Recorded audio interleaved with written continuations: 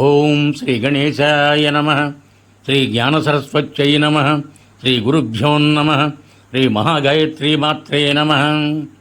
శ్రీ మహాగాయత్రీ మాత YouTube ఛానల్కు అందరికీ సాదర స్వాగతం. ఆహ్వానించువారు కాశీవజ్ర సుబ్రహ్మణ్య శర్మ, నిడదవోలు. సుమంత్రుడు దశరథుని ఓదార్చుట. ప్రథమ భాగము. ఒంటరిగా వచ్చిన మంత్రిని చూచి రాణివాసమంతయు శోకాకులమయ్యను. రాజభవనము ఆయనకు నిర్జీవమై ప్రేతభూమిగా కనపట్టెను. మిక్కిలి దుఃఖముతో రాణులతన్ని ప్రశ్నించిరి. కానీ మంత్రి సుమంత్రుడు ప్రత్యుత్తరమేయలేక ఆగిపోయాను. అతని గొంతు మూగబోయాను. చెవులు వినపడటం లేదు, కన్నులు కనపడటం లేదు. కలిసిన వారిని అందరినీ రాజుగారెక్కడా అని అడుగుతుండెను. మంత్రిగారి వ్యాకుల పాటను గమనించి దాసీలు ఆయనను కౌసల్యాదేవి మందిరమునకు తీసుకొని వెళ్ళిరి. అక్కడ కళావిహీనుడైన చంద్రుని వలె పడి ఉన్న మహారాజును సుమంత్రుడు చూచెను. సింహాసనమును, శయ్యను, ఆభరణములను చేయించి అతడు అతి దీనావస్థలో నేలపై పడి ఉండెను. దీర్ఘనిశ్వాసములను విడుచుచూ యయాతియే స్వర్గము నుండి కింద పడి ఉన్నాడా అనున్నట్లు చింతామగ్నుడై ఉండెను. హృదయం విచారముచే వికలము కాగా గుజరాజైన సంపాతి రెక్కలు కాలిపోగా వెక్కి వెక్కి ఏడ్చుచూ పడి ఉండెను. ఓ రామా, రామా, సీత, లక్ష్మణ అని మాటిమాటికి నేలపై పడినట్లు అనుచూ రోధించుచుండెను. సుమంత్రుడు రాజును చూచి మహారాజునకు జయము జయము అని అనుచూ ప్రణమిల్లెను. ఇది వినగానే రాజు వ్యాకులుడై కూర్చుని, సుమంత్ర, రాముడెత్తడున్నాడో చెప్పుము అని పలికెను. నీటిలో మునిగిపోతున్న వానికి ఆధారము దొరికిన వెంటనే పట్టుకొన్నట్లు దశరథుడు సుమంత్రుని తన హృదయమునకు హత్తుకొనెను.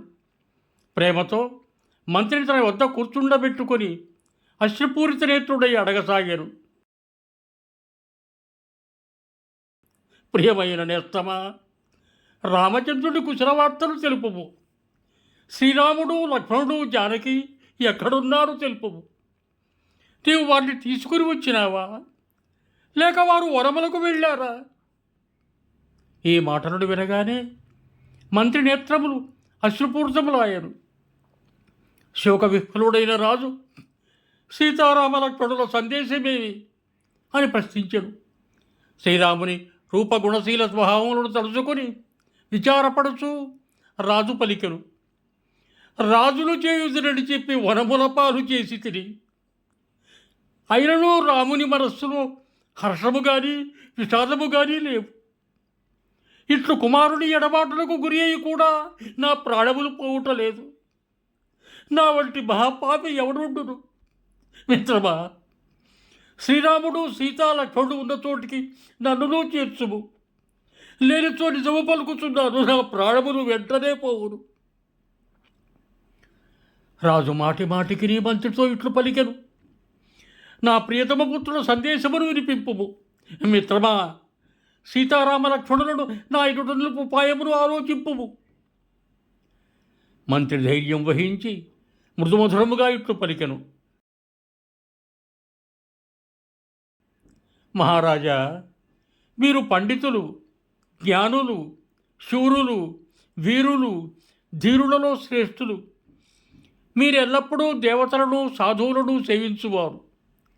సృష్టి వినాశనములు, జనన మరణములు, సుఖదుఖములు, లాభనష్టములు, ప్రియ వ్యక్తులతోడి సంయోగ వియోగములు మొదలుగనివన్నీ కాలకర్మవశములు.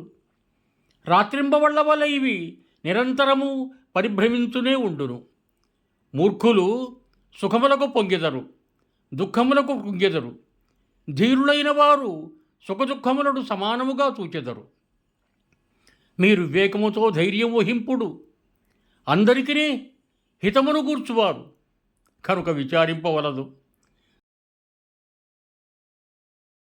సీతారామ లక్ష్మణులు మొదట తమసా నదీ తీరమును, పిమ్మట పవిత్ర గంగానదీ తటమును బస చేసిరి. వారు గంగానదిలో స్నానములను ఆచరించి పవిత్ర జలములను పానము చేసిరి. గుహుడను నిషాదరాజు వారికి చాలా సేవలు చేసెను. వారు ఆ రాత్రి శృంగబేరపురమందు గడిపిరి. రెండవ దినం ప్రాతకాలమున వారు మర్రిపాలను తెప్పించి దానితో శిరమున జటాజూటములను కట్టుకొనిది. శ్రీరామచంద్రుని మిత్రుడైన నిషాదరాజు పడవను సిద్ధపరచెను. శ్రీరాముడు మొదట తన ధర్మపత్ని అయిన సీతాదేవిని ఎక్కించి పిమ్మట తానెక్కెను.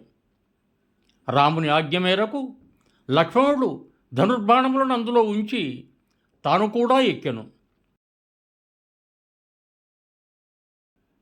నా వ్యాకుల పాటను చూచి శ్రీరాముడు ధైర్యం వహించి మృదుమధురముగా ఇట్లు పలికెను. మిత్రమా, తండ్రి గారికి నా ప్రణామములను తెలుపుము. నాకు మారుగా వారికి నీవు పాదాభివందనములను చేయుము. నా మాటగా తండ్రి గారికి ఇట్లు విన్నవింపు. మీరు నా గురించి చింతింపవలదు.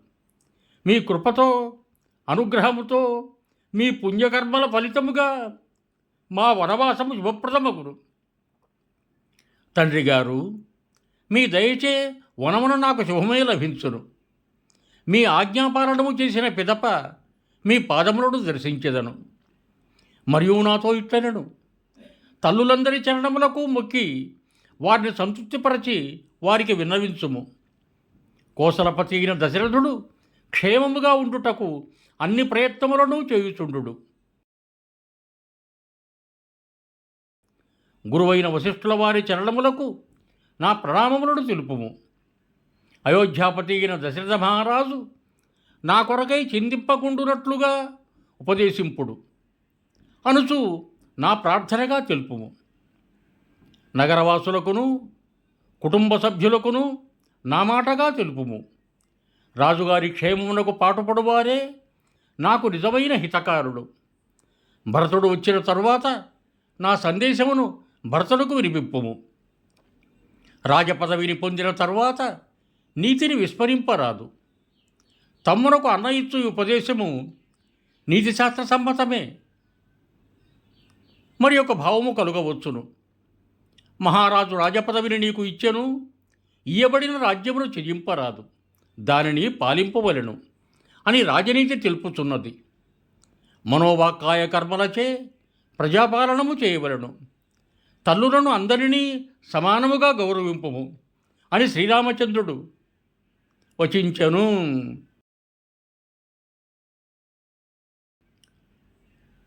సశేషం శుభం భూయాత్. సర్వే జనా సుఖినో భవంతు. ధన్యవాదములు. మీకు నా ఈ వీడియో నచ్చినట్లయితే దయచేసి ఒక లైక్ కొట్టి మీ బంధుమిత్రులందరికీ కూడా నా ఈ వీడియోను షేర్ చేయగలరు. అదేవిధంగా నా శ్రీ మహాగాయత్రీమాత యూట్యూబ్ ఛానల్ను సబ్స్క్రైబ్ చేయ ప్రార్థన. మరొక్క మారు ధన్యవాదములతో భవదీయుడు కాశీవజ్ర సుబ్రహ్మణ్య శర్మ, నిడదవోలు, తూర్పుగోదావరి జిల్లా.